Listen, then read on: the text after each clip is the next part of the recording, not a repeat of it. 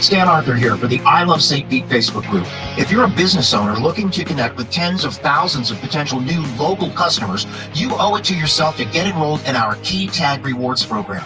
Since 2019, we've signed up more than 200 local merchants. Sponsor opportunities are available too, such as our group banner ad and even your own custom key tags. Just go to stpetekeytag.com, get enrolled, and get ready to get busy. stpetekeytag.com.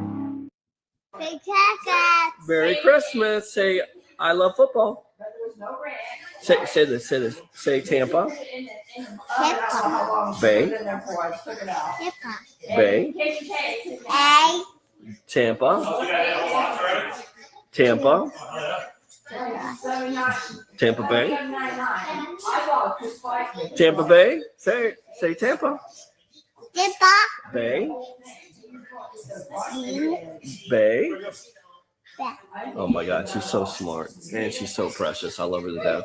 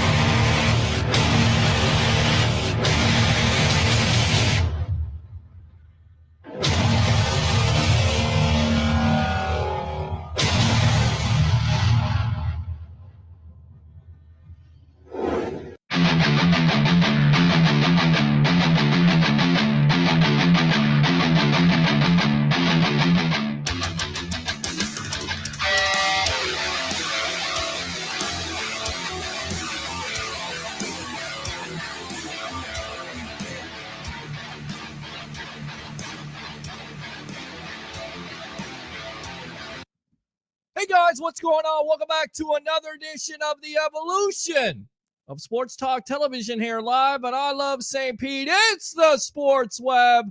I'm your host, Peter Blake, giving you something to think about. How do we start off this show right? Bring your passion, bring your excitement.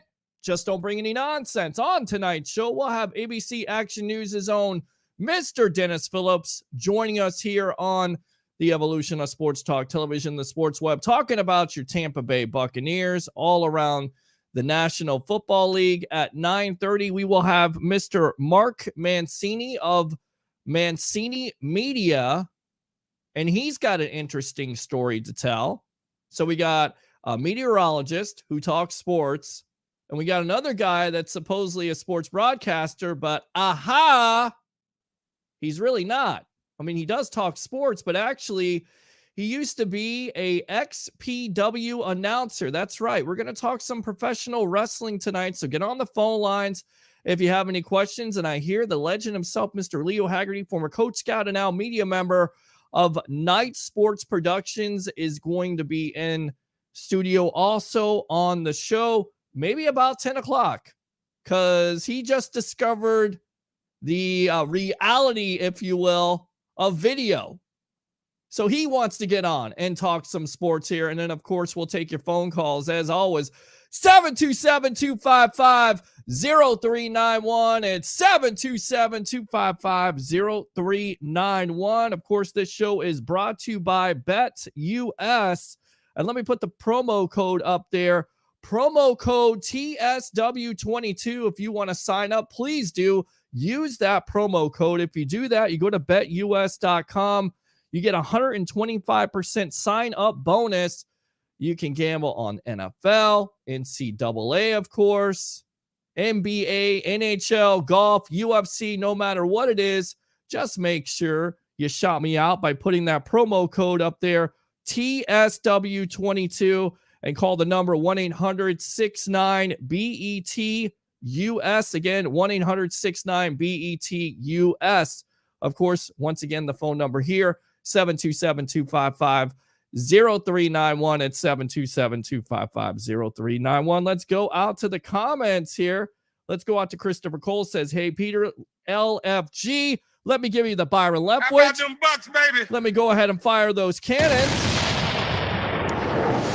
Let's go out to Mason Bradford. He says the same thing, so I will give him a Byron Leftwich right there. As always, the Tampa Bay Buccaneers 12-4, getting ready for the Carolina Panthers. And of course, there's playoff implications if you take care of your business. And that's what it's all about, taking care of your business, not worrying about everybody else.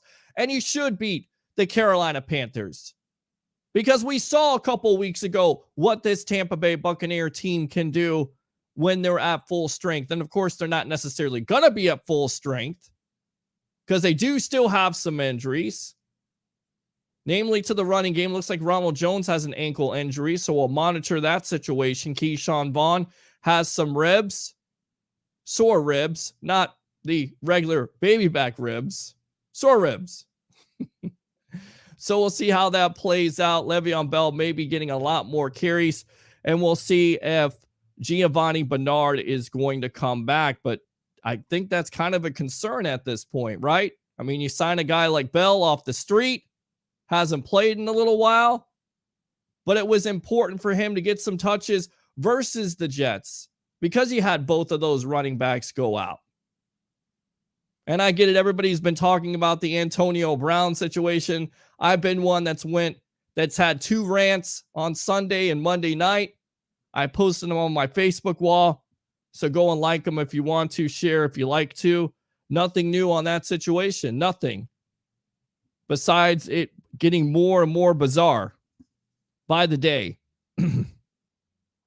And I mean bizarre, because the Bucs haven't cut him yet. And of course, BA came out the other day and said that Brown is no longer a part of this team, yet he is still on this team. You know why? Because they don't want to cut him. They don't want another team to get him. So right now, they're trying to figure out this NFL situation. What can they do? What can they do with Antonio Brown? You don't necessarily want to get rid of him, because if he goes to a playoff team, not only do we know that he could still play, which I can't believe there will be a team out there, but think about it, if you will. The Dallas Cowboys just had their big-time injury to Robert Gallup. He's going to be out for the year with a torn ACL. And then with that being said, you got Brown, who knows the playbook for the Tampa Bay Buccaneers. So right now, the Tampa Bay Buccaneers as an organization are trying to figure this situation out. And I think we're all trying to figure this situation out and what's going to happen. So whatever happens, we will have it live here on the Evolution of Sports Talk Television. Going for 3 Super Bowl or a bust. I like it. How about them Bucks, baby? Let's go out to Dave. What is the status on Bernard? Any word on him? No word at all. And Fat Mike says, where is my link? Well, I didn't know you were going to come on tonight. We're going to have Denis Phillips on here in just a little bit. Looks like he's running just a little bit late. And we'll have Mark Mancini. But the phone lines are open. Well, he's on a devil, but speak of him right there. That's Denis Phillips. So let's go ahead and read this comment from Alex. What's going on with AB? Everybody wants to know what is going on with AB. He is still a part of the Tampa Bay Buccaneers. And BA was in his presser today, said it's a management situation. That's what he said. I don't know any more than you know at this point. And I'm going crazy. I don't know what they can do. Let's go ahead, get out to our guest here, Mr. Denis Phillips. Here we go.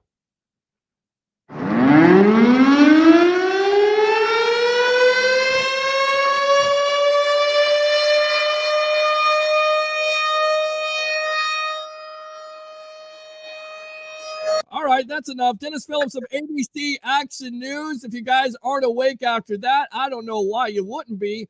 But after that tornado siren right there, welcome to the Evolution of Sports Talk Television.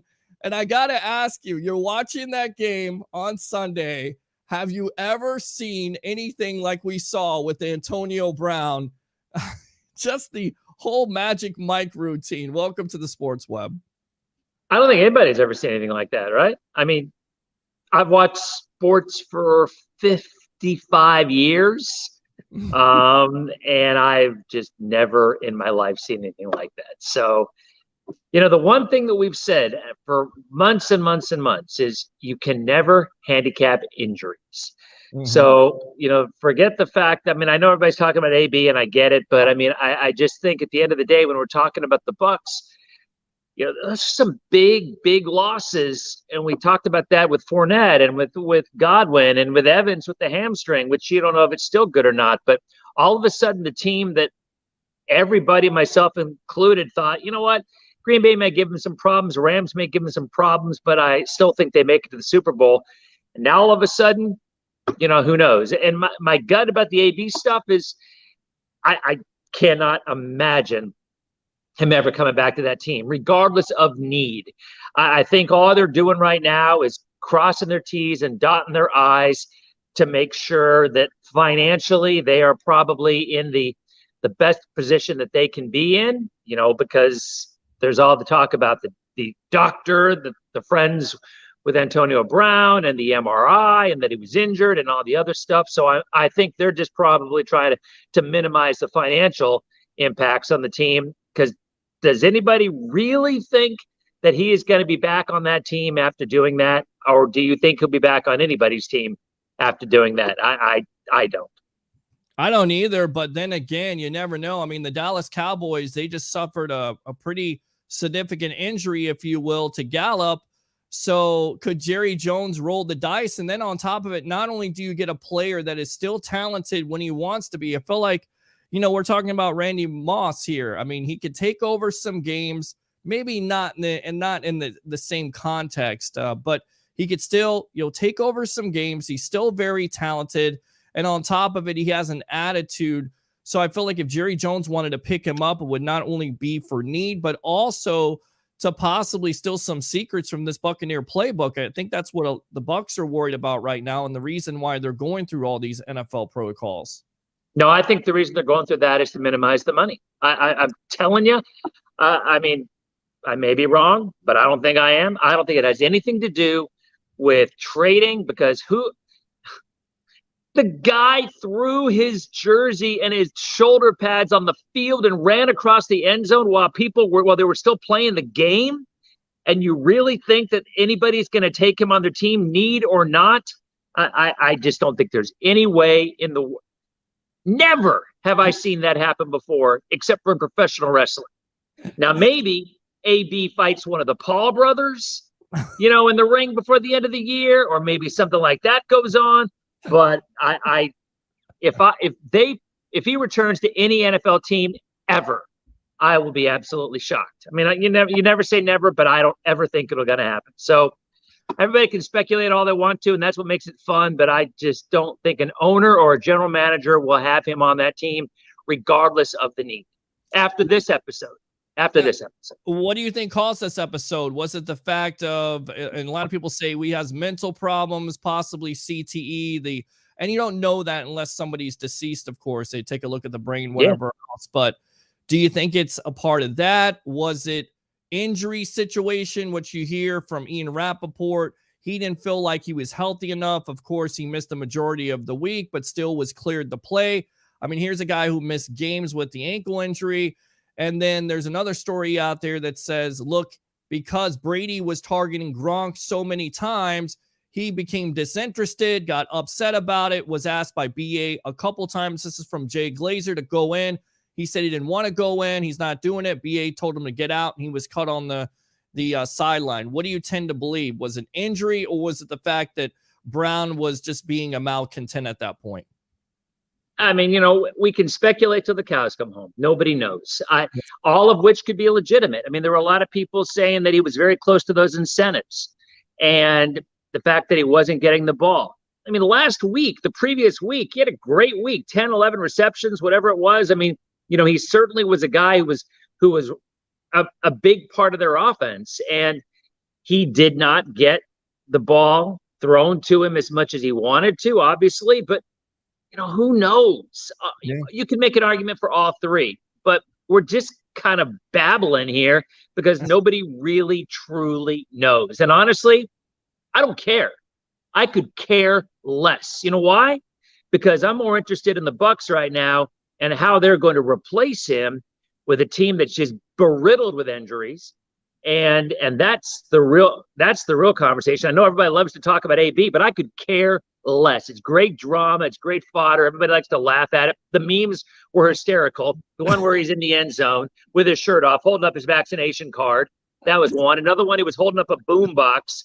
I mean, it's good stuff, but it doesn't matter for this team. I think it is just a sideshow, and it has nothing to do with the end result, which is how in the world are the Bucs going to be able to even make it to Green Bay? And if they do, how are they going to beat Green Bay with the injuries that they have?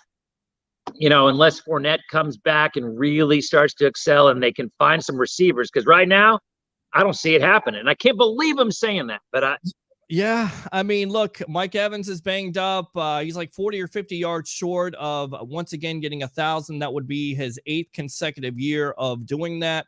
Of course, BA was asked about that in his presser early on in the week, and he said, look, we got to make sure that he's okay, but it seems like he's okay. So would you expect them, because this game means something, Denis, at the end of the day, you're playing the Carolina Panthers. If you win it and the Rams lose to the 49ers, you get the 2nd seed, which basically guarantees you 2 home games. So if he gets his record and you're comfortable, do you think about benching him? Do you think about resting him? Benching him is probably not a good word. Do you think about resting him and other players so you can get ready for the wild card round and the rest of the playoffs? Yeah, hamstrings are just the worst because they're nagging injuries, and everybody knows it. I mean, a lot of times if you have a decent look at McCaffrey. Yeah. Earlier in the year when he had his hamstring, apparently, there are a lot of folks who thought it was only going to be a week or two, and then he tweaked it again. Hamstrings are the worst. And somebody like Evans, you got to wonder if it's going to be better for the entire rest of the season. I probably won't be. That doesn't mean he can't go out there and play at 70% or 80% and still perform. But I mean, all of a sudden from this, and I'm guilty of it as much as anybody, from the perspective of what this offense, earlier in the year, how deep the receiving core is, how much they've got. It's gone. It's gone. Evans is all they got left. He's hurt. AB is gone. Godwin is gone. Gronk, obviously tight end anyway. Tyler Johnson, and honestly, some of the guys I've never even heard of. So I just it's unbelievable how fast things happen. But we've said it before. I mean, I said it with Brady, thinking, all it takes is Brady to go out for the year and this team is done. I didn't think there would be enough injuries where you'd lose Fournette and Godwin and AB, either to injury or whatever, in a matter of 2 or 3 weeks, and this team goes right down the tubes. But, I'm not sitting here saying here that they can't win. Of course they can. I mean, I think a lot of the Bucs quotes today have been, look, you counted us out last year. Look what we did. Mm-hmm. Absolutely. And if the defense rises and if Fournette comes back and if somehow Gronk becomes, such a huge part of the offense along with Brady, who looks pretty good in addition, they're going to have to change how they do it, but maybe they could still do it. But it's unbelievable how many things have gone. I get so tired of hearing fans saying, oh, my team's been hurt by injuries. Everybody has injuries. Mm-hmm. Every sport has injuries. And I know a lot of fans, Yankee fans, and a lot of other fans that are just huge. Oh, we had so many injuries. And most of the time I scoff at it because every sports team does. But in this particular case, it's pretty unbelievable how these injuries have just devastated this offense in the last 3 weeks. And we're on with Denis Phillips of ABC Action News here, meteorologist and sports broadcaster on the evolution of sports talk television, the sports web, live on I Love St. Pete. Let's go ahead and go out to some of the comments from the webheads. Fat Mike, Chicago Sports says, love Denis. Sitton says, we keep him till the season is over. And then you cut him. I mean, I believe if you do that, he can't be added to anybody's playoff roster, right? If you keep him until the end of the season, I mean, how does that work? Yeah, although I'll say it again, I don't think anybody's going to touch him. I think he's done. How could Antonio Brown? What's that? He quit on his team. I mean, exactly. He's going to do it again. He's done it before in the past. Yep. And I was sitting there, I was talking to my wife about this today. Saying, so what do you think went through his mind when he did that? I'm really curious. I mean, and I know everybody speculates, oh, it's the CTE, and they showed the hit that he had a few years back when it was the Steelers, that just horrific hit that he took to the head. Look, we again, speculation, who cares? Because nobody really knows for sure. But I would love to know not just Did he just blow up? And, we've all blown up. And there's times where we probably do things that we shouldn't do. Sure. But I wonder if there was a point after that, like when he was waiting for his Uber out there. And when the Uber driver was in the car with him and he was doing a live hit on it. Did he regret that decision? He was seen the next night at a Nets game. But courtside. He's got a new rap song, "Pit Not the Palace," which I believe it describes him to a T. He's the biggest snake out there. He snaked Tom Brady. He snaked Bruce Arians and the Buccaneer organization, period. But does he have any regrets?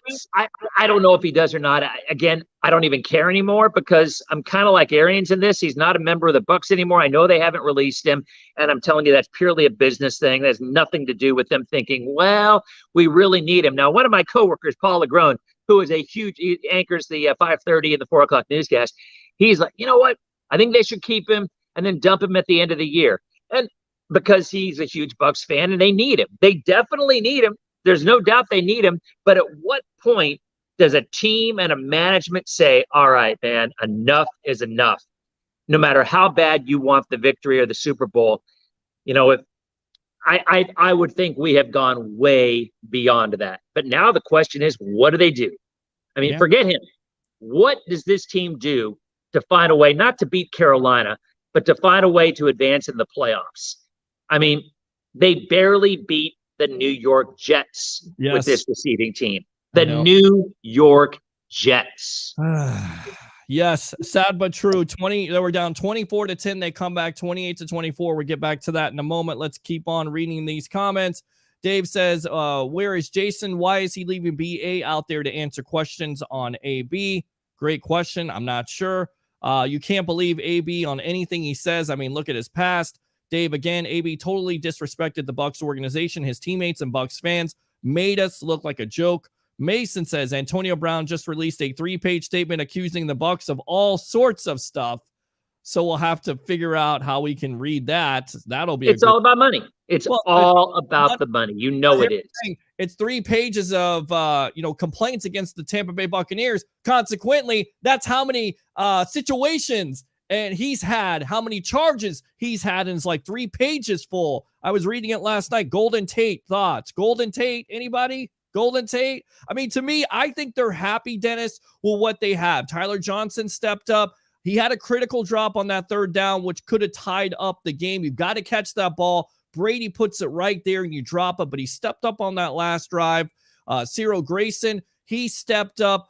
He could definitely be somebody that you look at the progression, never played college football before, and the way he's played the last couple games, he could be somebody that you would expect something from. I think Scotty Miller. I mean, like he said, these are names you didn't really anticipate counting on at the beginning of the season, but now you have to. So Grayson, Johnson, Miller, Perryman, none of those guys stand out, which can make an impact. To me, Grayson looks like the biggest one at this point. Listen to how far we've fallen. I mean, those were guys that we thought might get 5 snaps, 6 snaps, maybe 1 target if they're lucky in a game. And now we are depending on those guys to advance in the playoffs and make it to the Super Bowl and win a Super Bowl. Yeah. I will tell you, in my opinion, if the Bucs somehow find a way to win the Super Bowl with this lineup or even advance, Tom Brady most people think he's the best ever anyway, but I mean, it has to be Tom Brady finding a way to make this offense run. Now, Fournette coming back, and I'm assuming he comes back for the first play. I've not heard, but sure. I mean, I know the IR took him through the end of the regular season. Has there been any talk at all about him coming back for the first round? I mean, that's what they anticipate. They anticipate getting Fournette back for the start. That's the reason why they put him on the IR in the first place. But not only that, the victim of volume and a Ronald Jones has an ankle injury. Keyshawn Vaughn has sore ribs. I said jokingly he has ribs. I wish he had baby back ribs, but he has sore ribs. So now you're going to have to possibly depend on Le'Veon Bell, Kenyon Barner, who's a former Carolina Panther, and possibly Giovanni Bernard. Thank God they played Carolina, the Jets, and Carolina again, honestly, with all the injuries at this point. Yeah, I mean, I'm speechless. I never ever thought that it would happen this way. I thought if the Bucks were going to go down, it would be Brady was going to get hurt, and then they're done. I mean, they're done. These Fournette hamstring, Evans hamstring, Godwin ACL. Their three guys that they depended on most are now all gone, and and Evans is hampered, and of course Brady obviously is still there, but man. How can they do it? Because Brady's done it before. Remember his start of his career, you had David Patton and Troy Brown and Ben Coates, maybe, I think. I mean, just going all the way back. So Brady, if there's a quarterback that can do it, it's Tom Brady. And speaking of that, look at his numbers last Sunday. I get it. It's the Jets. And by the way, it's the 9th time in his career that he's come back either in the fourth quarter or overtime to beat the Jets. 28-9 lifetime, 34 for 50, 410, 3 touchdowns, 1 interception, including the look-off of the safety, 33 yards. I don't know what that coach is thinking about going for it. Of course, what you hear, it was miscommunication. It was supposed to go to Braxton Berrios. But Tom Brady, 93 yards, another comeback win. I mean, to me, he's the MVP. 44 years old, 40 touchdowns. What do you say, Dennis? The Jets. That was against the Jets. I mean, that's all you got to say. And by the way, if Michael Carter didn't go out with a concussion, Bucks wouldn't have won that game. Mm-hmm. So I just, man, if he finds a way to do it, it'll be miraculous because I can't believe I'm saying that, but they just don't have the receivers anymore. Yeah. So maybe Fournette comes back and that time on the IR, again, his is a hamstring too. And that makes it even worse, because again, like I said, we all know hamstrings can linger for a long time. So it's going to be interesting to watch, but I just could see them. I could see them losing first round. I could. Yeah. I mean, without they are destroyed. They are decimated by injuries.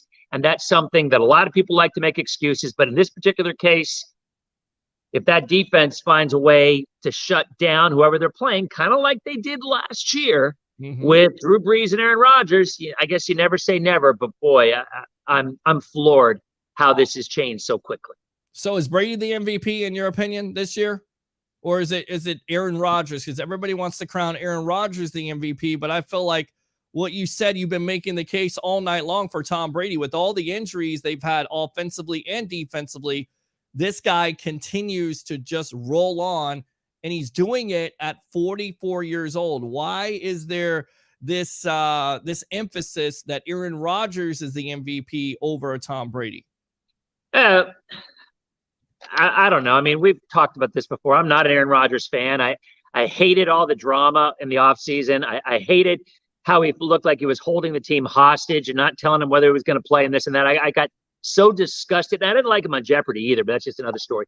But at the end of the day, he was my fantasy quarterback that I won my championship last week, and he led me all the way through. And the guy just gets it done. Whether you like him or not, he gets it done. And honestly, that's all he cares about anyway. I mean, they don't have a great receiving core either. I mean, they got Devontae Adams and they got Lazard and they got MVS. Both of those guys are speedy. Devontae Adams, obviously a superstar. Aaron Jones has been in and out. A.J. Dillon looked great. I honestly think it's a wash. I know that Aaron Rodgers is favored. He's the first choice. I think Brady's the third choice, I thought, in Vegas. I believe because I showed it on the broadcast on last Monday, and I'm pretty sure Rodgers was like a $1.60 favorite, and Brady was more of an underdog. And they were making a case. One of the announcers was making a case for Brady for the very thing that you just talked about. So you could certainly make the argument, but at the end of the day,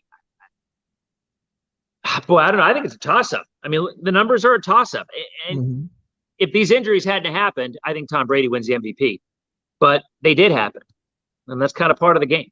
And to me, he still has 40 touchdowns at 44 years old. He's still productive with all the injuries. So to me, if you're casting your vote and you're saying, in your perspective, who's the most valuable player, it's Tom Brady for the Tampa Bay Buccaneers because they've had the assortment of injuries, Evans and Godwin and Antonio Brown, blowing up, and then Gronk being out for a while and having to depend on Cameron Brayton, OJ Howard, and losing their running backs. To me, it's, the case has been made at this point. All right, so Golden Tate, no Golden Tate at this point. Real quick though, it's always an interesting discussion. How do you define MVP? Is it MVP of your team? Is it MVP of the league? Is it the guy that the team could least afford to lose? There's and I know there's 50 writers that vote, 50 whatever writers, broadcasters, whatever, that vote for it. I'd love to know if they all look at it the same way. My guess is they probably don't, because even talking with people, our sports guys, and seeing other people online, a lot of them have different opinions about what most valuable player really means. If it were the Bucks, obviously there's no comparison. Is it, but I find that fascinating too. There's always receivers out there that are available that can be picked up. You know why I won my fantasy league this year? You know why I won it? Tell me. Because I picked up Armon St. Brown from the Detroit Lions, and my number one receiver the last 3 weeks was a Detroit Lion wide receiver. So the point is, there's always guys out there that can get hot and step up at the right time. So the Bucks got to try to do something, I would guess. Golden Tate, I've not even heard this Golden Tate talk. I know he was a great possession receiver. Certainly couldn't stretch the field all that well, but he was a great possession. Why is there a buzz about Golden Tate? Because I had not even heard that. Well, no, but the buzz is also Terrell Owens came out yesterday on his podcast. At 48 years old, he wants to replace Antonio Brown. You can't make this stuff up. Do you think the Bucks would be interested in the TO? I mean, or is this once again just for publicity? That's for publicity, and that's TO with the publicity. That's nobody else. I mean, that's what TO does. Right. It's great. It's a podcast. You can have some fun. No, picking up a receiver last minute to learn the offense, that's tough enough as it is. My guess is they play the hand that they were dealt, and they go with what they had and hope that Tom Brady brings out the best. I obviously, if Fournette can come back and the hamstring's good, that opens up a lot, because if they can establish the run with him, then that'll open up some passing lanes, and maybe you don't have to worry about a double team for Mike Evans and maybe Johnson, and maybe some of these other guys might be open up a little bit more than they would otherwise. But if you put this team down a couple of touchdowns, they're not going to always be playing the New York Jets. No. And you can't start out like you've been starting out in the first half, where you're playing your worst football. And I get it. It is the Jets, but you're exactly right. You're on the road. You're down 24-10. Once again, thank God for the JETS just to end the season. Let's read the rest of these comments and we'll get you out of here for the night. He only needs 54 yards. Absolutely, said Sitton. Mike Evans. Fat Mike, Chicago Sports. Cough. Christopher Cole. Hey, Dennis, Brady has done more with less weapons. That's been my point. Sitton says next man up in Green Bay is not that good in the playoffs. Of course, talking about Aaron Rodgers' record. What is it? 1-4 or I believe it's 1-4 in NFC championship games. And oh, by the way, the Bucks went up there last year and beat them. Why is it hot as hell already? Lamayu, I don't know. My Rolex must be off on time to get the invite. Sean says defense wins championships. I believe we have what it takes to do that again. This would be the most amazing feat in sports history. Go Bucks. And of course, that comes back to getting healthy Shaq Barrett, JPP, and namely Levante David, because this defense has suffered, especially with their staple being against the rushing game. Their rushing defense gives up over 100 yards to the New York Jets. Unacceptable. Yeah, and we said that for the longest time, that as much as everybody loves Tom Brady for obviously reasons, the Tampa Bay Bucks won the Super Bowl last year because of their defense in the playoffs. I mean, to get him there was Brady, but again, we'll say this over and over again. They shut down, or at least strongly contained, Drew Brees and Aaron Rodgers in back-to-back weeks on the road, no less. Now, I get it. Brees was he was near the end of his career, and he wasn't the same Drew Brees that he was before. But Aaron Rodgers was the same quarterback that he's always been. Now, If he's a quarterback that can't win in the playoffs, I guess we'll find out again. But I will tell you, you got to figure that Rodgers would much rather be playing at Lambeau than playing at Ray J. So that's assuming the Bucs even get that far. We're forgetting about the Rams. They got Cooper Kupp. OBJ actually has been pretty good. Cam Akers is coming back for the Rams, which I can't imagine him playing too much. Guy's awesome. But they've got Sony Michel and Henderson anyway. So, that's another team that's got a lot of offensive punch. So it's going to be interesting. But yeah, whoever said that if the Bucs find a way to do that, it would be the greatest feat in the history of sports. I don't know if I would argue that point. Yeah. I hate to blame things on injuries, but this is just something, you get these kind of injuries spread out over an entire season, you get it, right? But not over a 3-week period. No, not at the end of the season. You want them, in the early part of the season, not at the end. That's not good. Troy Polamalu, King Troy, Trojan Legend, SC. Word is the Jaguars are interested in Bill O'Brien. Okay. Well, now I will tell you, being a Penn State grad, Bill O'Brien came in after the debacle prior to, when with Joe Paterno, and Bill O'Brien did a really nice job at Penn State to keep that program on the tracks. I mean, granted, on the tracks for them is 7-5, but at the end of the day, he's not the answer. But is there really anybody out there with the answer? I guess if you could take Trevor Lawrence and find and by the way, O'Brien does have a little bit of history there with quarterbacks. So, who knows? Maybe he's able to turn the corner with Trevor. But, I just, all I can keep thinking about is the Bucs and how this is just falling apart. And I never, ever expected anything like this to happen. You've said this for a long time, but I agreed with you. I just thought it was far more likely this team was going to repeat than not. But we've said it a million times. You can't handicap injuries. Those are the one things that you just don't know. Yeah. And, Fournette has a history. Yes. Godwin has a history. Yes. But an AB has a history. Yes. Of what's happened, but not all at the same time. It's just been crazy. It has been crazy. All right. I'll leave you off with this. So what are we going to see on Sunday night? Are the Tampa Bay Buccaneers going to be the 2 seed? Are they going to be the 3 seed? Are the 49ers going to be able to pull the upset? And by the way, I got to shout him out because he's been texting me, my professional handicapper, Mr. Harry the Greek.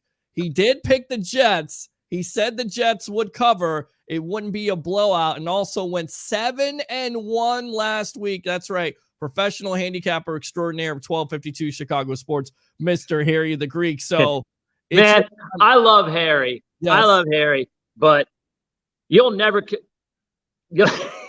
convince me ever that he was 89.7% last year. I've heard the picks, and then he's like makes a pick, and then like that pick magically doesn't turn out to be part of the picks. Harry is a very strong handicapper. I'm a horrible handicapper. I cannot pick my way out of a paper bag in the NFL. But so I'm not one to be calling out. But come on. I mean, you're saying that he took the Jets to cover? Okay. So did I. I'm in a pool and I had him to cover plus a 13.5. And I'm a moron when it comes to trying to predict NFL handicapping. Hey, I'm sitting here looking real quick at the lines because you asked about it. So the Rams are a 5-point favorite over the Niners. Mm-hmm. The Niners do need to win that game or a Saints loss to make it into the playoffs. Right. And the Saints are who are the Saints playing? The Saints are playing Atlanta, and they're a 4.5-point favorite. The game is on the road. I don't know. I think the Rams are a sleeper. And I think it's certainly possible that the Rams could end up surprising some folks. I think they beat the Niners, especially with the fact that Garoppolo's got a bad thumb, and Trey Lance is a young guy. He's got some legs and he can move around. But I wouldn't be inclined to think that the Rams end up as the number 2 seed because I don't think they lose to the Niners. Whether or not the Bucs beat the Panthers, probably. I don't know. What's the line on that game? I'm curious. Is there even a line on it? Yeah, the Bucs are an 8-point favorite. Yeah. So big time favorite in that game. That's a significant dang. Yeah. Got it. Kind of like the Panthers plus the 8, don't you think? No. Jeez. I don't know. I guess we'll find out. All right. Give me the forecast for the rest of the week here. Dennis Phillips of ABC Action News, and promote yourself. Somebody said it was hot. Yeah, it is. It's going to be, we got a weak front coming in tomorrow night and early on Friday. Couple of showers. That's about it. But I do think by Saturday and Sunday, back in the low 80s. Okay. So the Bucks game will be warm, low 80s. The rain will hold off until Sunday night, and then we get a little cooler early next week. And what do you think about the college football championship? Who you like, Georgia or Alabama? Well, look, I should be disqualified because my counterpart there, Mr. Harry the Greek, and everybody else I was giving picks was, I kind of have a feeling it's going to be Michigan. And of course, Michigan got their doors blown off. Did you pick Michigan? I picked Michigan, and that, guys, was gas. That was not a feeling of winning. In fact, Jim Harbaugh may be the next coach of the Chicago Bears, the Raiders, or the New York Giants. That's what's being talked about.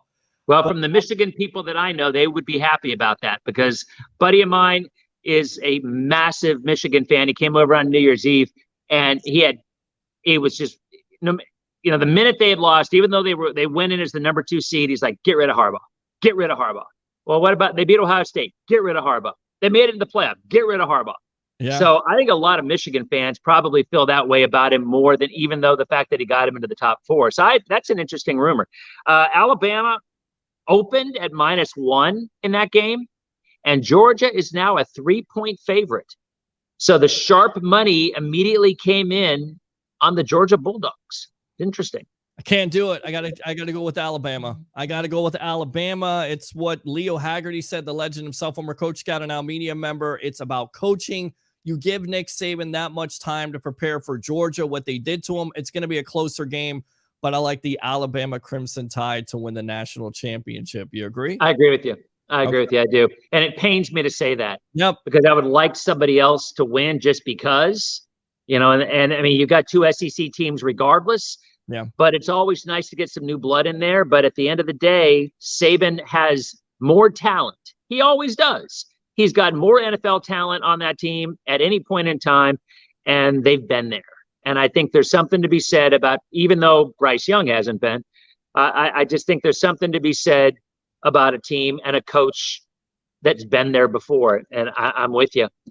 All right, there you go, Mr. Dennis Phillips of ABC Action News. Go ahead and promote yourself once again here on the evolution of Sports Talk Television. Just here Monday through Friday, ABC Action News. Want to thank everybody who stopped by our place including Peter. For our Christmas lights and our hot chocolate fundraiser. We raised about $12,000 for the Children's Miracle Network. Nice. It was a lot of fun. Really enjoyed everybody stopping by. And we took our Christmas lights down a couple of days ago, and that was just devastating because that's my favorite time in the world. So, but thanks to everybody who stopped by. It was a great cause, a great time, and I appreciate it. So you guys have a good one, Peter. We will talk to you soon. All right. See you next Wednesday night here. Dennis Phillips of ABC Action News. Thanks a lot for your time here on the Sports Web Live on I Love St. Pete. All right. Thanks, Peter. Have a good one. All right. There you go, Mr. Dennis Phillips. Let's read these comments and then we'll get out to our guests running just a little bit late, but that's okay because when the show flows, you got to go with the flow. Let's read some of these comments and then we will get out to Mr. Mark Mancini and he'll tell his story of why it's significance. Of what the significance is, if you will. It's going to be interesting. I think you're going to like this. All right, let's go out to Sean. Every team that plays the Bucks is going to give us their best shot. It's every team's Super Bowl when they play us. Absolutely. Troy Polamalu, King Troy, Trojan legend. Ward is the Jaguars are interested in Bill O'Brien. I read that already. AB statement. Really? What the hell? Troy Polamalu, thank you, football gods, that Big Ben, a.k.a. Big Slouch, is finally gone. Good for him. He retired, but he definitely wasn't a quarterback that you would say, needs to play another year. You could clearly see he's on the decline. Tyler and Grayson caught many big-time plays on that final drive. They stepped up big. I believe they've been coached up. Development is what I see with this team. Give the coaches credit. Sean says, okay, if I was to begin the season, then we smash the Jets. Okay, but it's week 16. They finally are coming together. Honestly, do you think we're going to lay down? Not at all. Fat Mike, Chicago Sports. You're killing me, Peter H. Blake. Rodgers is the MVP. No, he's not. Not in my opinion. Dave, Brady is MVP, 5,000 yards, 40 touchdowns, leads the league at 44 years old. Exactly. How about them Bucks, baby? Let's go out to Fat Mike. Chicago Sports had all the weapons. Get the F out of here. Not lately, he hasn't. Sean says it's not the most valuable person. Christopher Cole says Jonathan Taylor is the MVP. Okay. Sean says TJ Watt MVP. TJ Watt? What? Huh? What's TJ Watt done? What? Dave, if the Bucks didn't have Brady, they would be 5-12. Brady is the MVP. Thank you very much. Let the truth set you free. Troy Polamalu, King Troy, Trojan legend. You know Bill O'Brien will trade Lawrence. I hope not. I hope he's not the general manager of the Jaguars, because then I would be very, very disappointed. In fact, I would be canceling season tickets. Oh, by the way, do the Jaguar fans have season tickets? Miss that Tampa weather. Only 5 more years and I'm coming home. All right, come home. Let's go on to this guy right here. Very interesting. Mancini Media has a show on XM 203 Sirius, XM Sirius Radio, and of course, former XPW announcer, Mr. Mark Mancini. Welcome to the evolution of sports talk television, my friend, and tell this story because XPW was just profiled on the dark side of wrestling. Welcome to the sports web. How you doing? Well, I'll tell you one thing. I'm part of the best show that's sweeping the country tonight, and I'm blessed to be a part of it, man. I appreciate you. I appreciate you a lot. And you got to tell me this. You become an announcer at XPW. XPW forms because at the time, the owner is Rob Black, who also is into porn at the time, thinks he has a deal with Paul Heyman, who now is in WWE, of course, the advocate for either Brock Lesnar, Roman Reigns. Now, most likely it's going to be Brock Lesnar. We'll get back to that in a moment. And then you don't have a deal. So how do you become an announcer for XPW? Tell us the history of Mark Mancini. Well, I was doing radio in San Diego. My agent called me up and he said, they got a gig going up in Los Angeles. They need a ring announcer for a wrestling company. So I said, okay, I'll give it a shot. I went up there. I remember on a Friday afternoon, they had a guy that was part of the show that they just didn't have a lot of faith in. So they needed a rabble rouser. And I did radio in San Diego, started with the Palomar Junior College, worked my way in with the Chargers and Padres, covering the great teams down there.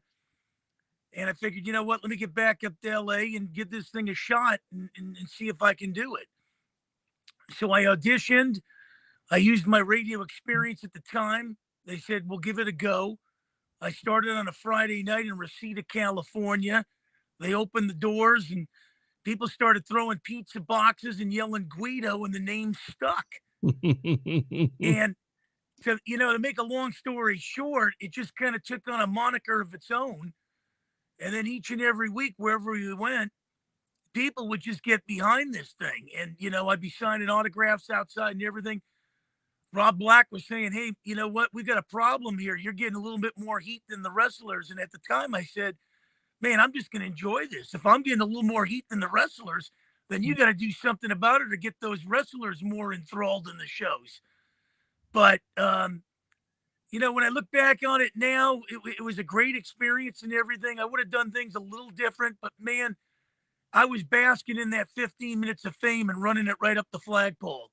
Well, I know what you're talking about, 15 minutes of fame, because here I am with my Rolex on, given to me by Jake Paul.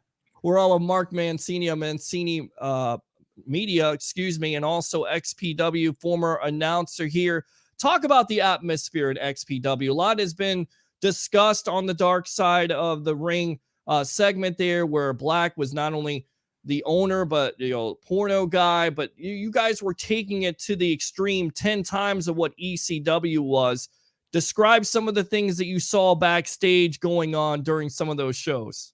Well, I think what was happening was our chief competitor on the East Coast was ECW. Paul Heyman was running that thing. And what Rob Black wanted to do, he wanted to bring the XPW, the Extreme Professional Wrestling, to that level. So he'd pull out all the stops, the showgirls, whatever it took, bringing in, talents. We had some great guys like Sonny come in, Chris Candido, Damian Steele. I mean, Nicole Bass, God rest her soul. There were so many things that we were trying to compete with ECW, and we started to make hayways with them. We had these, the ladders, tables, and chairs. We had they just pulled out every stop with tax and everything. The fans ate it up. We were starting to make hayway. And, and that's what got us noticed. And, we were blessed to look back on this, that Rob Black pulled out every stop to compete with ECW to make a dent in it. Yeah, and you got guys like Shane Douglas, the franchise, Sabu, Terry Funk was there for a while. Talk about some of these wrestlers that were involved with ECW that went over to XPW. Well, Shane Douglas was great because he was from my hometown, so I always get along with the Pittsburgh boys. That black and gold brigade. That blood, sweat, and tears type. Lunch pail mentality of Pittsburgh. But, I get along with a lot of guys. There was some, Terry Funk was a great guy. We had Sandman come over. I remember the Dudley boys, were part of it at one time. Sabu. It really took when I looked at it, when we did the LA Sports Arena, that was a great show there because I remember, coming out to the ring in a Portland Trailblazers Pippen jersey, and the fans just ate that up, and and having fun with those guys and everything. But the experience, I wouldn't trade it. There was a lot of great guys in it. Chris Kloss, I worked with side by side. He was the good, the face. I was more the heel. And, just coming in and leaving these events and smelling like a beer tavern coming out of these venues was just something else. But it was just tremendous. And, I used that opportunity to catapult to quite a few things and, broaden their horizons. And, if wrestling comes calling again, I wouldn't mind getting back involved in it because it really opened up some doors for me. Okay, so XPW wasn't your first go around. Can you tell everybody where your first go around was and why? I was reading something on this and I couldn't believe it. Is it true that you actually went against The Undertaker in his first match? True or false?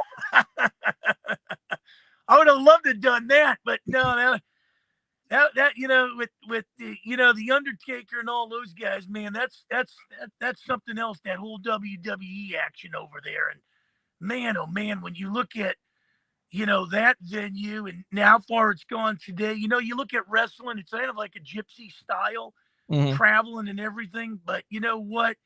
A lot of peaks and valleys, but you know what? The fans will eat you up. And if they love you, they love you. And if they hate you, they really love you too. But I'll tell you, man, it's just a blessing to do that and to continue to talk about that story with XPW because you know what? I owe a lot to Rob Black and XPW and some of those great talents over there for giving me an opportunity. All right, we're on with Mark Mancini, former XPW announcer here. And I think what we're going to do on Monday nights, we're going to talk some wrestling because there's a lot of professional wrestling fans out there. We're going to talk about AEW and WWE here on the Sports Web, kind of go outside of the box a little bit with Mr. Mancini. Talk about that incident that happened with Vic Grimes and New Jack. Of course, New Jack passed away last year. He was crazy in itself. Did you get a chance to see the scaffold match? Wow, I'll tell you, there was some matches, that were really interesting. I remember when ECW came out to California, invaded us, and, that was a big thing out here. And it spilled out to the parking lot and stuff like that. And, and at that time, I was just getting caught up in all the hoopla and everything and seeing some of these matches and being, part of it or, being ringside to it and seeing some of the, the actors or the actresses that would come to these venues or, I remember the band Korn came to one of the venues and I remember getting on the top ropes and, seeing it there, while everybody's booing and yelling stuff and seeing who the hell would name their band a can of corn, you dumb son of a bee. And, just seeing the beer fly and everything. But yeah, the matches were just unbelievable. And, seeing some of these guys and even the women wrestle and, just the entourage of talent coming in that Rob Black just kept stockpiling it in the cattle yard. Yeah, I mean, there's a lot of people out there don't feel too great about Rob Black, but it's nice that you'll give him credit for, of course, hiring you and giving you the opportunity.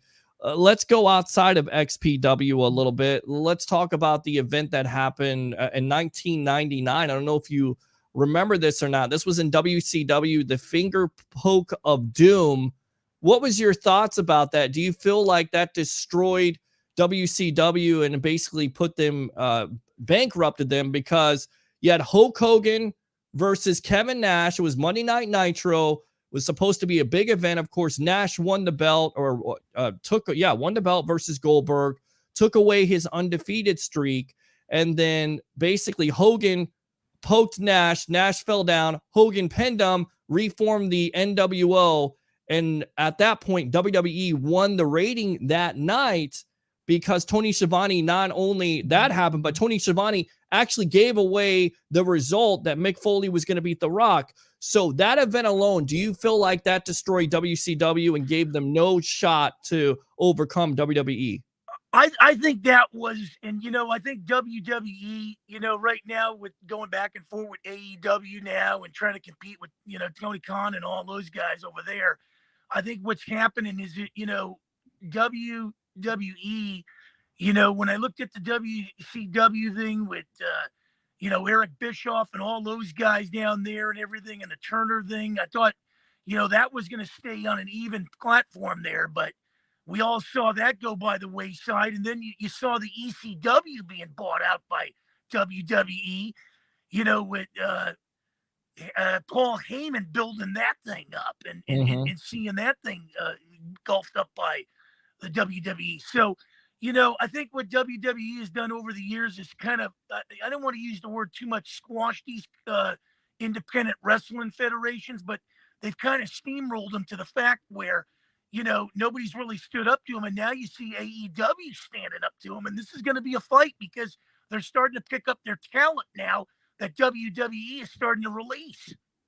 Do you think, in your opinion, Mark, being a part of the wrestling business, that eventually AEW can overcome WWE, or are they just too big of a juggernaut that eventually AEW will run out of money and run basically out of talent? Well, I'll tell you, if they can push this to like where WWE's done with KTTV, Channel 11, the Fox and all that, it'll be the interesting thing. But you got to give, people credit. They're Tony Khan's got some deep pockets. He's keeping it going. He's picking up things. In life, I always look at it like this, Peter. Money comes and goes. Relationships are priceless. You can do a lot of things building great relationships and cultivating them and stuff. So who knows? They get some big, huge sponsorship behind them. There's some great companies in this country.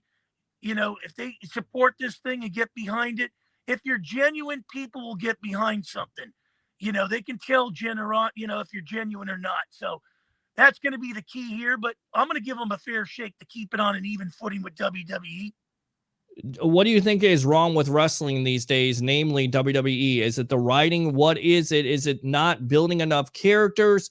Because it seems like anytime you have a big event, they go out and get a Goldberg.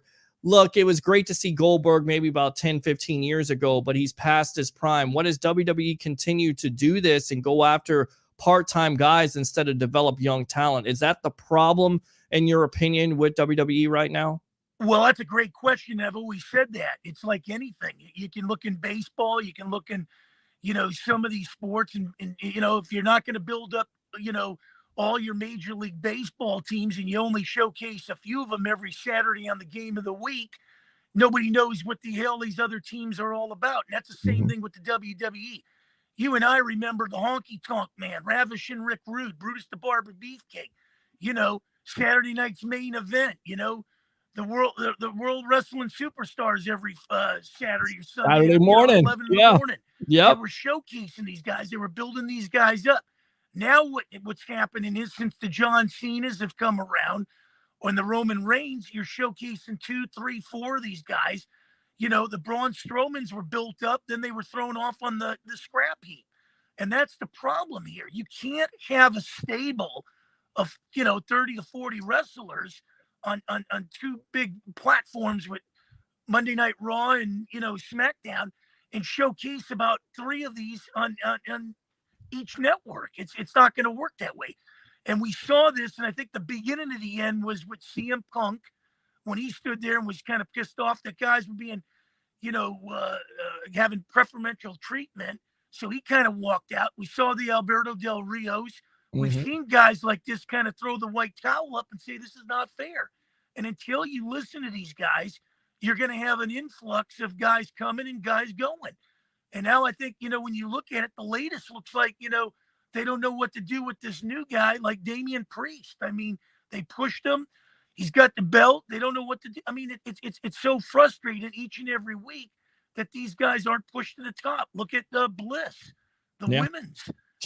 We saw Nia Jax. Well, look at Bray Wyatt. I mean, how do you explain that? He should have been a new Undertaker at that point. You should be pushing him, his character, as being unstoppable. And yet Roman Reigns is out, and I get it. He's your future, and he's the guy that you want to build around. But if you're trying to build a monster, you don't bring Roman Reigns back and have him beat him in a match. You build it up, and that's what they haven't done. Let me go out to Ben Cornett, who is a big-time wrestling fan here on the Sports Web. Only superstar in WWE is Brock. Other than that, WWE is the superstar. And then Ben also says the last great group of stars that were a big deal and made WWE huge was Cena, Batista, and Orton. Agree? Well, I you know what? I agree with Orton, and I had a chance to meet Randy, great guy. He's been in there for quite a while. Cena, and Batista and The Rock have gone to Hollywood and, made movies and stuff. But let me tell you something. I'm a big Reigns guy. And, Reigns didn't much have a voice when he was with the Shield with Ambrose and Rollins. But, boy, when they, pushed him and, they were trying to get him to go, heel, and they were having him face and the fans were turning. Man, I'll tell you one thing. When you put him up there right now with some of the best heels ever in WWE, I'm taking Roman Reigns over everybody. This character that they've given him, with the way they've built this thing with the Usos and everything, and Heyman, and then Heyman going, I mean, he has just shattered records holding that belt. I think he's going to hold that belt for a while. And man, oh man, I'm just excited for this guy. He's overcome a lot. I love Roman Reigns. Well, and he's got COVID now, so that's the reason why they had to give Brock Lesnar the belt. Final question. Do you feel like it's going to be Brock Lesnar versus Bobby Lashley, which is everybody's, WrestleMania match, and Roman Reigns versus either Big E or The Rock at WrestleMania? Do you feel like that's the direction they're going? Well, I think what's going to happen here is it could be The Rock coming to face Roman Reigns when they get it to LA next year. Okay. That's where the Hollywood thing is going to be really written out. I think they're going to save that one. So the one you're going to look in at Dallas is, I think it's going to be Brock and Reigns. I don't know if the titles will be on the line. Maybe somebody will pick up, 2 belts here or whatever. But that's where I think it is. I think right now you're going to have Reigns kind of build a rivalry with McIntyre. Lashley will go on with Lesnar. And then we'll get into the, as we get, closer to WrestleMania, that's where you're going to see it. But there's no way I think the WWE pushes The Rock versus Reigns in Dallas this year for WrestleMania. It's going to be at SoFi next year. All right, good stuff, my friend. I got to get you out of here. Go ahead and promote yourself here on the Evolution of Sports Talk Television. And once again, we will have you back on Monday night. We'll talk some wrestling. We'll talk some sports. I know there's some people that are kind of surprised by this, but like I said, I'm a big-time wrestling fan. I just got an opportunity to interview Titus O'Neil. Wow. I'm trying to work, Paul and Fury into that WrestleMania event. I'm trying to become a writer for WWE at this point. You go, boy. All you need is that mic. You need a podium. You need that platform. You got a great one. I am so blessed to be part of this. I know on Thursdays I'm part of the Liberty Bell Smack in Philadelphia, Pennsylvania, 6 p.m. Eastern with Marianne Costello, Sal Tartaglia, and myself. Tomorrow it'll be Peter Caliendo and Kirk Hawkins as a guest. And man, oh man, the XM guys and Sirius guys have given me an opportunity. Fred Wallen and Artie Shores. I'm just so blessed across the board. And that's what it's all about, my friend. You know, like I said, you just build those relationships, you cultivate them, you don't blow up bridges, and you're just grateful for every opportunity. Because let's face it, we come into this world with nothing. We're definitely leaving this world with nothing. Yes, that's it. You're exactly right. Mark Mancini on Mancini Media. Thanks a lot for joining me here on the Evolution of Sports Talk Television. And we'll see you at 10 o'clock on Monday night, my friend. All right? I love you, brother. Your fans are the best. I can't wait to rip Tampa with you. All right, man. Sounds good. There you go. Mark Mancini here of XM Sirius Radio right there. Let's go out to the comments. And then we got another little special guest here. That's right. A packed house. Kind of surprised you a little bit, right? Professional wrestling. Oh, I don't watch professional wrestling. Yes, you do. Liar. Ben does. Let's see. Christopher Cole says, I like wrestling back in the 90s and early 2000s. Jim says, we need a restaurant like the Rock, Stone Cold Steve Austin, or Goldberg back. Ben Cornett, by the way, they need to end Becky's Hill run. It's not working. Crowd doesn't want to boo her, so WWE is piping in boos on the television show. Surprise, surprise. And Peter, as a writer for WWE, would make too much sense, which is why it won't happen. Laugh out loud. Let's go ahead and go out to this guy. He knows something about professional wrestling, I believe. Here we go.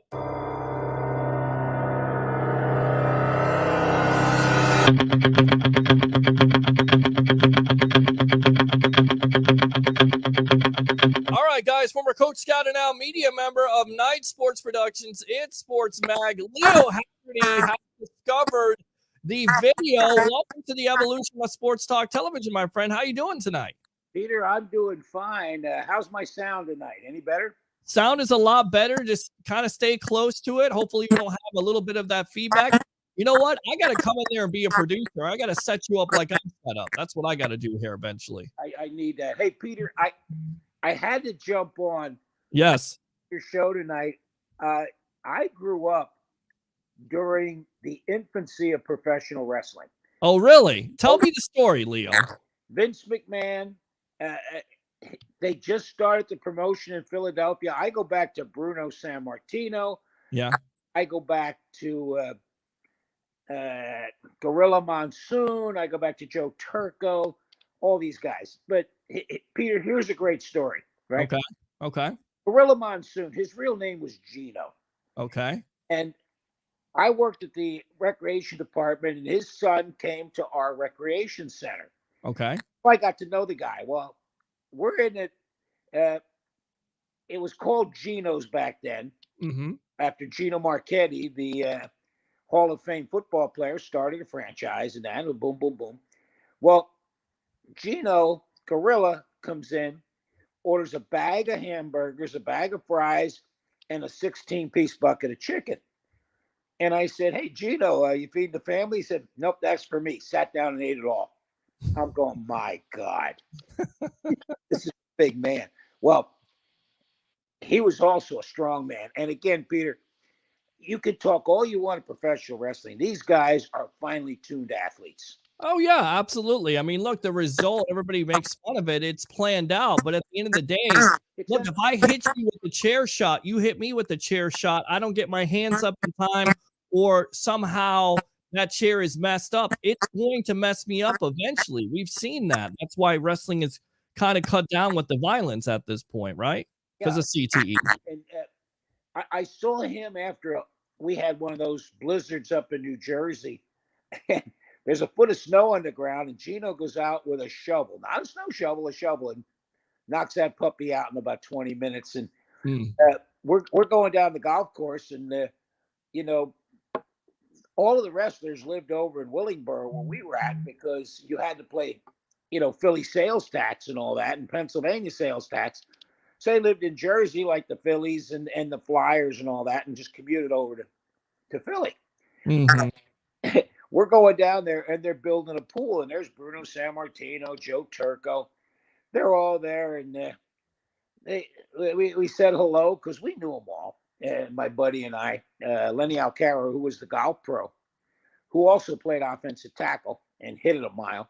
Mm-hmm. I go, hey, could you help us out? I said, sure. What do you need to do? He said, well, help me with one of these creosote poles. Well, I tried to move it, and it didn't budge. Right. And I'm looking at them and go, oh, you SOB, I know what you're doing here. Well, they walk over. Chief Jay Strongbow picks it up with one hand, throws it to the other. I'm going, oh, you guys are killing me. So, yeah. And Peter, it's entertainment, and it's a lot of fun. But yeah, absolutely. The reason I called in, Peter, and here's what's really driving me nuts. There was an article in Pewter Report today criticizing Bruce Arians' decision to go for the 2-point conversion. And I don't understand what they are thinking, okay? Here's the scenario. You're up 2. There's 15 seconds left. The Jets got 2 timeouts. Great. Okay? You have a choice. If you kick it and it gets blocked and they return it, now it's a tie game. Correct. If you go for it and don't get it, okay, all they got to do is probably go 40 or 50 yards, but they only got 15 seconds. If you go for it and score, the field goal was out of the question. Now you got to score a touchdown. Now you got to go 75 yards. I can't believe people are criticizing Arians because here he has the Jets defense totally demoralized after going the length of the field. They line up for the 2-point conversion. The Jets have their kick defense on. Now they either got to call a timeout or try to defend. Well, the Jets didn't call a timeout. Just trying to save it. Well, Brady hands off. Le'Veon Bell goes in. Game over. And people are criticizing, well, Arians, oh, you made a mistake. You know, if you don't get that, a field goal beats you. Well, guess what? Yes. That's what happens if they don't get it. Once they get it, great call. Leo, hold on a minute. We're going to go out to the phone lines. Hold up. We'll go out to Ryan Spencer. Ryan, welcome to the Evolution. You're on with yours truly, along with the legend himself, Mr. Leo Haggerty, former coach, scout, and now media member of Night Sports Productions. What's on your mind tonight, my friend? What's going, Pete? How you doing tonight, man? Oh, doing great, man. We were talking Tampa Bay Buccaneer football, NCAA. We're talking professional wrestling tonight. It is a cornucopia. Leo, SAT word. Yes, SAT word. I think you're a little late on the cornucopia. Thanksgiving was 2 months ago, wasn't it? Well, you know, I'm kidding around. I know. All right. So what's on your mind tonight? I have 2 questions. And sure. First of all, if TB12 wins another championship this year, is he done? Leo, what do you think? I don't think he's done. Honestly, I think he'll go for 3. He's at that competitive fire. But what do you say, Leo? If TB12 wins another championship this year, do you feel like he hangs it up? It all depends on he wants to go out on top or not. If he wins a second, Peter, maybe a team that's won 3 in a row. Right. Again, now he's starting to think, well, you know what? Maybe if we win 3 in a row, I go down as the greatest ever. Yeah. You know, right now he's the GOAT. He's the greatest, Super Bowl era quarterback that we've ever seen. Yeah. If he wins 3 in a row, he may go down. I personally feel like he's probably got a couple years left. Oh, it's hard to say when you go I mean, look, he's playing. He's got 40 touchdowns right now, 44 years old. He has a chance to eclipse that. To me, he's the MVP this year. I know me and Leo are going to disagree about that because Leo likes Aaron Rodgers and Rodgers has played well. You know, my thought is what Leo's saying. Look, if you win 2 in a row with these wide receiver injuries you have right now, with the Grayson, the Tyler Johnson, Mike Evans, you can get some of these guys back defensively and you win 2 in a row. Why not go for 3 in a row? So to answer your question, no. Let's go dynasty at that point. I don't think so, because I think the Bucs as an organization have been committed to it, and that cap is going up. And a lot of people say, well, the Bucs are going to look different next year. They were saying the same thing last year, and the Bucs re-signed all their players. So not so fast, my friend. I think if they win a second Super Bowl, which I expect them to do because you got Tom Brady, the greatest of all time, I would certainly believe he'll go for a 3rd. I don't disagree with that. I don't think he has. I think he's got probably 2 to 3 years left at top level. Sure. Barring injury. Knock on wood. Yes. Yes. Correct. You can only take so many hits at a 45-year-old age. That makes sense. Correct. And Peter, you can remember Tristan Wirtz's comments when they said, "What did Brady say to you when you first started at right tackle?" He said, "Don't let him come quick. Don't let him come inside." That's it. And enough. And that's the thing. This offensive line this year, Ryan, has really stepped up. They've stepped up their game, keeping Brady clean. We saw, against the Washington football team, him take a shot and not necessarily be the same afterwards. So you want to alleviate those shots, especially in the postseason coming up. What else? As far as the draft, I sent you that message about the draft. Okay. In my world, and this is maybe I'm naive or don't know enough. So if I'm wrong on this, correct me.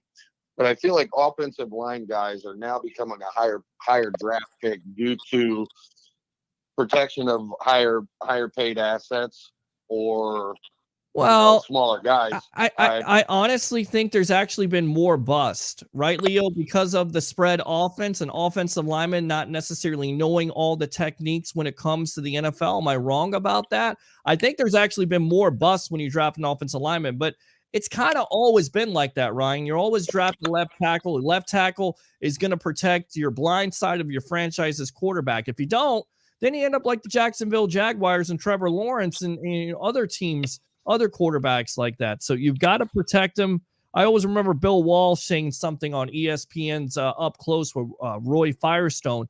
He said, look, the quarterback's going to come in for the next couple of years and he's going to get his brains beat in. You got to alleviate those hits because if you don't, then not only physically, but mentally, that takes a toll on a young quarterback's progression. You agree with that, Leo? Oh, I tell you what, Peter, 2 words. He's a prime example. Yeah. Heath Schuler, and I know I'm going way back. Yep. When Steve Spurrier was the coach, he used to like to run 5 guys out into the pass pattern. The problem is your quarterback's getting hit every single play then. And yeah, Heath Schuler I'll tell you what, he got ruined because he got hit so much. Mm-hmm. And that was just something you gotta figure out. The most important thing is to keep that quarterback's jersey clean. Keep him off the ground. And Peter, you brought up the best point. Washington, 3rd play of the game, Brady catches one in the ribs. He's looking the rest of the night for that rush. And that's just the way it is. Any quarterback's going to do that. It's called seeing ghosts, and that's exactly what you don't want. You don't want a quarterback to start seeing ghosts because then once you get into that quarterback's head, especially a young quarterback, then you start to disrupt the timing. He doesn't necessarily want to run out. He's trying to get rid of the ball a little bit quicker. He doesn't necessarily also have that pocket awareness, which you need a quarterback to have. So, and it's a down year to draft a quarterback, Leo and Ryan. I know that's your question next. What quarterback do you think?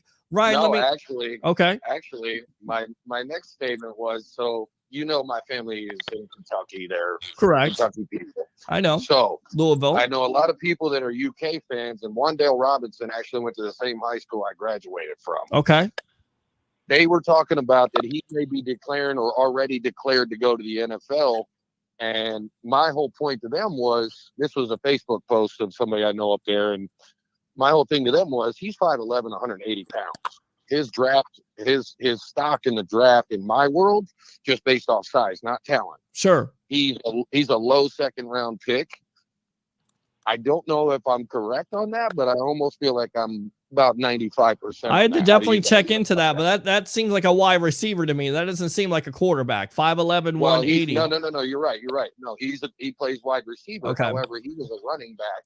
Well, he was kind of like an all-around wildcat. You know what it depends on? As crazy as it sounds, it's not always about film, Leo. You can attest to this because you've been a scout before.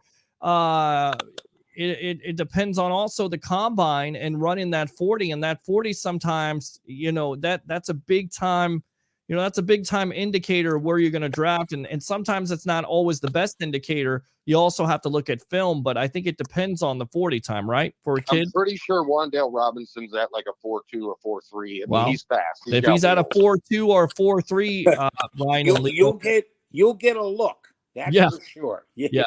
Yeah, because there's two things However, you in can't my coach, world, he guys. ends up as a low second rounder playing a slot or special team starting out. Well, we'll see. I mean, because again, it comes down to the combine and also comes down to the individual workouts. A team may see him as a second round pick, and then there may be a team out there, say maybe the Baltimore Ravens with your guy Lamar Jackson. You need a wide receiver in the slot. They feel like, look, they drafted a wide receiver last year out of Minnesota and believe in Bateman, who necessarily hasn't been able to progress. So maybe you go and draft another. You just never know. So it just depends on maybe the size is a misindication of how well he'll play, because Tom Brady is a prime example of making small slot guys into big time receivers. Right. So it's just like on that low second round. Just like Antonio Brown. Antonio Brown was what? Was he not a 6th round pick out of Central Michigan?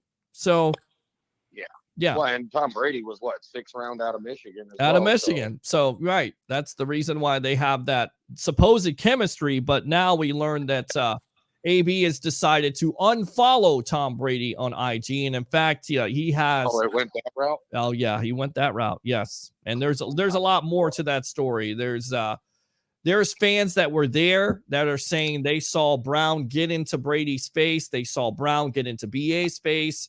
Mike Evans and OJ Howard tried to break it up. So there's a lot more to the story. But of course, AB has come out with a statement tonight. We'll try to read that here on the Evolution of Sports Talk Television. Yeah, right. Also, Pete, I'm not real sure in the lineup in the draft on who's got what. Sure. This year, a lot of these guys are talking about Wan'Dale should go to Cincinnati, which would be a great fit because it's so close to where he grew up at. Right. My question is, where will they fall in the draft as far as in line? Are they a low pick, or did they trade up? Cincinnati, right now it looks like they're gonna make the playoffs, so they're gonna be picking a lot lower than they usually are. So maybe they have Did they make a bargain in previous years maybe to get an earlier pick this year? No, I don't think so. Leo, have you heard anything? No. Cincinnati doesn't have a high. No, they haven't. Teams like Philadelphia have done that, and Jacksonville Jaguars are terrible. They're going to have some high picks, but not the Cincinnati Bengals. And I don't even know if they're going to go after a wide receiver. I mean, you look at the way Chase has played for them. They have Boyd already. I mean, they have a collection of wide receivers for me. T. Higgins is there too. T. Higgins, yeah, I can't forget him. Clemson guy. Of course, Leo, you're not going to let me forget him. He's a speedster. I would say they're going to focus on building that offensive line and also building that defense. But Joe Burrow is everything as advertised for the Bengals this year. Good stuff, Ryan. Thanks a lot for the call. Anything else, my friend? No, man. I will talk to you in the morning. All right, man. Let me give you the Byron Leftwich here. How about them Bucks, baby? I'll give you the cannon right there. And I also give you a Ric Flair. Woo! Appreciate you as always. All right, my friend? All right. We'll talk to you soon. All right. Good stuff there. Ryan Spencer, colleague from work. Let's get back to some of the comments. And then I'm going to try to read this statement that AB had tonight off my phone. So let's go out to these comments. Big Show, Andre the Giant, or Yokozuna. Ben Cornett, Leo, what is your favorite Bruno San Martino match? Go, my friend. My favorite Bruno San Martino match was probably when he defeated Pretty Boy Buddy Rogers in like 35 seconds with the backbreaker to win the title. That was, I'm talking probably before a lot of these people were born. Yeah. But that was good. He also had some great matches with the Sheik. And that was just things people would come in to look at. And Bobo Brazil was in that era too. So there were some very good wrestlers. And San Martino, at a point, he had the title for like 4 or 5 years or something very unheard of these days. Oh, absolutely. 4 or 5 years. So, yeah. All right. So let's see here. Let's go back out to the comments. Leo H. Jim Sutton, Macho Man, Randy Savage. Absolutely. We'll give you the yeah. Oh, yeah. BA knows more football than most people know in their lifetimes. Jim Sutton says Tampa Bay workout method, and Troy Polamalu, King Troy Trojan Legend SC. Catch us live at Ducky's on. No, we're not there anymore, jerk. This is what you get. Shut up. Let's see. Let's go out to Jim. Do you remember the Junkyard Dog? Of course you remember the Junkyard Dog. You remember the Junkyard Dog there, Leo? Absolutely. Yeah.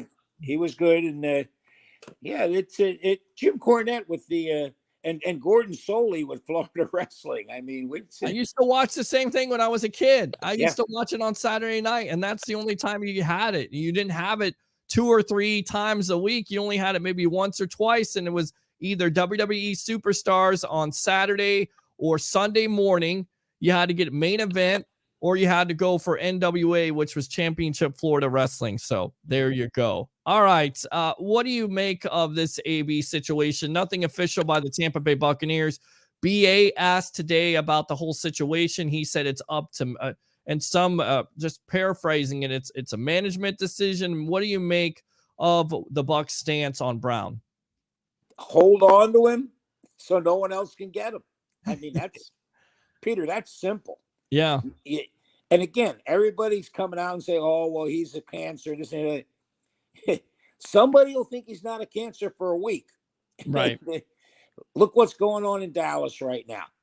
Supposedly, ESPN is putting out these simulators that Dallas could get up to number 2 if Arizona, the Rams, and the Bucs all lose and they win. If I'm Tampa Bay, I'm just going to hold on to this guy and let him simmer. I mean, It may cost me money, but I don't want to see him in a different color jersey. That's just me. I agree. I think that's the key to it. And he made a statement tonight. Again, I'm going to read this off my phone, so bear with me. First of all, I'd like to express my gratitude to the Bucs fans and my teammates. The Bucs helped me return to productive football after I had difficulties that could have ended my career. We worked together to resolve these difficulties, and I will always appreciate that being a part of a Super Bowl champion team and then a contender is a dream come true. Brown says, I made mistakes. I'm working on myself. I have positive influences around me, but one thing I don't do is shy away from playing hard on the field. No one can accuse me of not giving it my all on every play. Sunday, okay. All right. Because of my commitment to the game, I relented to pressure directly from my coach to play injured. Despite the pain, I suited up. The staff injected me with what I know was a powerful and something dangerous painkiller that the NFL Players Association has warned against using. I gave it my all for the team. I played until I was clear that I could not use my ankle to safely perform my playing responsibilities. On top of that, the pain was extreme.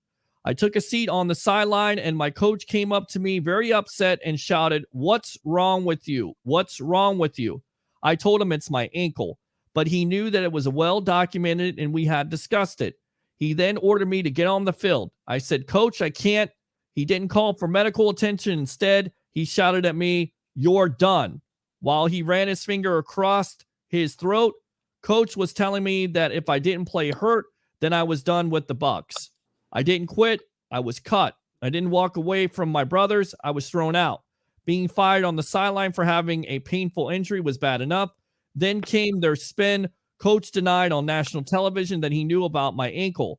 That's 100% inaccurate. Not only did he know I missed several games with the injury, he and I exchanged texts days before the game where he clearly acknowledged my injury. He obviously knew I was on the injury list, and the GM acknowledged after the game and the text messages to my camp that I did tell Coach about my ankle pain on. He goes on to say here, and again, bear with me, guys. I'm reading this off my phone. I knew we were losing to the Jets, and that was frustrating for all of us, but I could not make football plays on that ankle. Yes, I walked off the field. There was a major difference between launching from the line and taking hits compared to jogging off the field with a rush of emotions going through your mind. I'm reflecting on my reaction, but there was a trigger. The trigger was reflecting on my reaction, but the trigger was someone telling me that I'm not allowed to feel pain. I acknowledge my past, but my past does not make me a second-class citizen. My past does not forfeit my right to be heard when I'm in pain. First they cut me, now they cage me instead of asking how I felt or getting to the bottom of it. And then the team texts my camp promoting a totally false narrative that I randomly acted out without any explanation. They were even told of us writing, "Don't spend this any other way. I have stress. I have things I need to work on. But the worst part of this has been the Bucs' repeated effort to portray this as a random outburst. They are telling people that first I walked off, then I was cut. No, no, no. I was cut first, then I went home. Then they threw me out like an animal, and I refused to wear the brand on my body, so I took my jersey off. As a part of the ongoing cover-up, they are acting like I wasn't cut and now demanding that I see a doctor of their choice to examine my ankle. What they did not know until now is that on Monday morning, I had an urgent MRI on my ankle. It shows broken bone fragments stuck in my ankle, the ligament from the bone, and cartilage loss, which are beyond painful. You could see the bone bulging from the outside, but that can be repaired. The MRI has been read by two of the top orthopedic surgeons in New York City, including Dr. Martin O'Malley at the hospital for special surgery, not realizing that I had already scheduled a surgery at HBSS. The Bucs ordered me under penalty of discipline and with a few hours notice to show up with a more junior doctor at HSS for another opinion. What a joke. They're playing like I wasn't cut, giving me a surprise attack order to show up another doctor with no reasonable notice and setting this whole thing up as a basis to cut me because of what they did on Sunday was not legitimate. Sorry, GM. I've already received a confirming opinion from the top doc at the hospital you ordered me to go in. He goes on to say, I love Bucs fans. I really do. I love my teammates and everyone who showed me grace and believed in me. I gave the Bucs everything I had on the field. What the organization is doing now needs to be cleared up. I do not understand how people publicly claiming to be concerned about my mental health can do these things to me in private. Once my surgery is complete, I'll be back 100% and looking forward to next season. Business gonna be booming. And that is from Antonio Brown tonight. Wow. Your thoughts. Peter, what if it's true? Okay, let's take it that way first. Sure. Okay. That's a little bit damning of the Buccaneers organization. Sure. If all of it's true. Do I think all of it's true? No. But the Bucs aren't going to comment on this publicly, and I wouldn't either, because there's way too many things. And again, what people don't understand, an NFL, a college, even a high school football sideline, it is chaos. It is complete chaos during the game. You've got things happening on the field. You got to all of a sudden change personnel, people getting hurt, people not being able to go into the game. And again, there's a lot of things that went on. All we saw was what happened after he got into the end zone, started doing his jumping jacks and all that other thing. Do I think he was, and the scary thing is, if he was injected, which is not surprising. I mean, that this still happens. Sure. But it's not that they tell you have to. I think he's got to say, yeah, I said, okay, I'll try to play. And go ahead, shoot me up. Again, Peter, there's a lot of stuff in there that we'll never know. Yeah. And we just got one side of the story. And you know what they say, there's his side, there's the Bucs side, and somewhere in the middle, there's the truth. So I think we just got to deal with the fact that, okay, he's never going to play for the Buccaneers again. Move on. Let's go on. Let's talk about Cyril Grayson and what a great play he made to win the football game. Yeah, I mean, that's what it comes down to. And I was talking to Dennis Phillips tonight about it. Do you think the Bucs have enough if they get Leonard Fournette back and if they get Shaq and JPP and, of course, Levante David offensively? In your opinion, do they have enough to compete with the Green Bay Packers, the LA Rams, the Arizona Cardinals, the Dallas Cowboys? Do they have enough offensively to compete? Can Tom Brady get enough out of these unknown quantities, if you will, at wide receiver? Yes. Here's the problem. Somebody's got to beat Green Bay. The Bucs do not want to end up fourth and have to go to Green Bay after the first week. They want to end up 2 or 3, either play the Rams or the Rams come here, either way, and hope that Dallas or Arizona, whoever ends up there 4 or 5, can beat Green Bay. Peter, I am not comfortable going to Green Bay with a full stadium and Mother Nature rearing her ugly head the end of January. That's just plain and simple. It will not be pretty.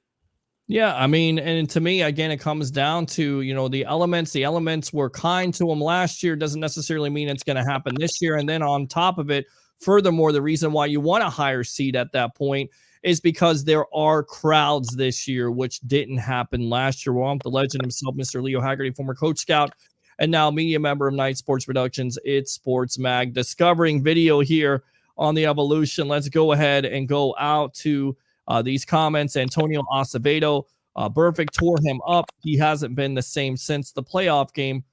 I mean, is that fair to say? Because even before then, he had some problems, but this has been, there's been some pattern to this, quitting, obnoxious behavior off the field, on the field. I mean, is it fair to just say one hit or many hits call CT, and this is the reason why Brown is so messed up? You know what, Peter? I would love to say this is my idea, but Ian Beckles hit the nail on the head today. Does he have mental issues or CTE? Yeah. Is he an a-hole? Yeah. And that's a bad combination there. Yeah. Bad combination. I mean, to me, it's not. And just looking back at it, and I went on a diatribe, Leo word, SAT word, the other night about, his charges off the field, the allegations, the incidents that he was involved in. And they're very similar, like trying to fake a helmet, trying to paint up a helmet. People forgot that with the Raiders. Fake helmet, fake vaccination card. Not playing in week 17 for the Steelers, saying basically I'm going to quit. Quitting on the Raiders. So this type of thing has happened before. I just love fans that say, you know what? You got to look at both sides of the story. I'm looking at both sides of the story, but here I saw something that I haven't seen in over 30 years of football. Somebody basically quit on the team. With that being said, going into this playoff scenario, do you feel like the Bucs can get that number 2 seed and somehow, some way, the San Francisco 49ers, either with Jimmy Garoppolo, who admitted today his thumb is effing hurting him, or Trey Lance, can they beat the LA Rams? I don't think so, Peter. Okay. Perfectly honest, no. I don't think so. And again, I'll go back to LA. Peter, is this starting to ring a bell as to last year? Playing teams that they've already played? Yep. I'll tell you what, I would love to see New Orleans sneak into this because they'll end up playing the Rams. And you got Matthew Stafford out there who has never been to a playoff game. Right. A lot of stuff happening there. There's way too many things that could happen now. Tampa Bay could end up playing San Francisco. They could end up playing Philadelphia. They could end up playing New Orleans. There's your 3 options. So we'll see how that plays out and go from there. Peter, here's my biggest fear. And again, I'll leave you with this for the evening. I can almost guarantee you that when the playoffs start, at least one team is going to lose a frontline star to testing positive for COVID. It just looks like, you have your vaccination, you have your booster, you still get it. But it's not as severe. And again, Bruce Arians said that 2-3 weeks ago, if you're asymptomatic, play. Right. John Cooper is almost to that point. He's saying, look, science won out, but common sense has to win out soon. It does. And I'll tell you what, God forbid Brady gets it. God forbid Aaron Rodgers gets it. I don't know if he can get it again. That's the whole thing. I mean, you're seeing. I think Joe Mixon has it now. Yep. And it's a shame because it's all about optics. It's all about, well, the NFL doesn't want to be the league where one guy gets it and dies. Well, you got to move on sooner or later. So yeah, you do. We'll see what happens. And Peter, yeah, sorry to barge in tonight and not at all jump in, but great stuff. Had a little stuff there for wrestling and get back out. And real quick, yes, when I was coaching at Wisconsin, we had a wrestling program there with the Killer Bees and Brian Blair and oh wow, yep, we had a program. I came in from a recruiting trip, went down, and I walked by the shower, and there's a guy buck naked with a mask on. He ain't taking that mask off. But I come up, and I had this big red roadie case, stainless steel, like you take. And this one kid goes, "There's the Crusher." People started throwing stuff at me. I'm like, wait, hold on. I'm not a wrestler. So it was pretty funny. But Peter, I'll leave you with that. Sayonara, and let's talk later in the week, my friend. All right, there you go. The legend himself, former Coach Scout and now media member of Night Sports Productions, and also knows some professional wrestling. Very cool, Mr. Leo Haggerty. Thanks a lot for joining me here on The Evolution, all right? Have a good evening, Peter. All right, there you go. Good stuff from Leo Haggerty. Let's go ahead and read the rest of these comments, and then we will get out of here for the night. We're trying to expand our horizons. Do you like it, webheads? 727-255-0391 at 727-255-0391. Long story short, AB was not 100%, but Arians didn't care. We'll see. AB does have a history of being on the right side of the story. Not really. Troy Polamalu, hell yeah, AB 2022 Bucks Nation. And Troy Polamalu, King Troy, Trojan Legend SC. Peter, you know what's funny? I've actually walked out of a job too. The mentality was F this. The mentality was F this. But you can't do that, especially when you're being paid millions and millions of dollars. Thanks to the great Denis Phillips of ABC Action News, Mark Mancini of Mancini Media, say that 3 times, and of course the legend himself, Mr. Leo Haggerty. We'll be back soon here, maybe Monday, maybe sooner. Do 3 things for me on this Wednesday night. You ready? Bring your passion, bring your excitement. Just don't bring any nonsense. I'm your host, Peter Blake. Have a great night.